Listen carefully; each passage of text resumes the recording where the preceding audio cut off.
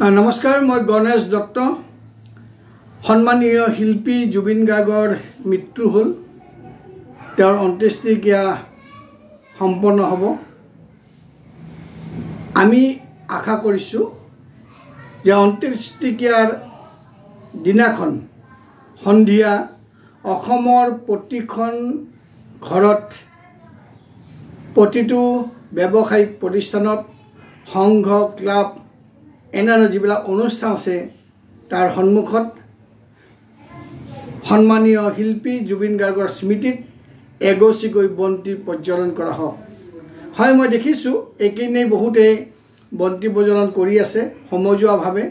और दुई एजने निजर घरत बन्ती जलाइছে किन्तु तेर 29 सम्पन्न होवार दिनाखन सन्धिया आमी 5:30 बजार पर 6 बजार भितरत प्रत्येकटो परियालर घरत जाते जुबिन गार्गर नामत एगचिकै बन्ती प्रज्वलन करा हय ताके कामना करिছোঁ।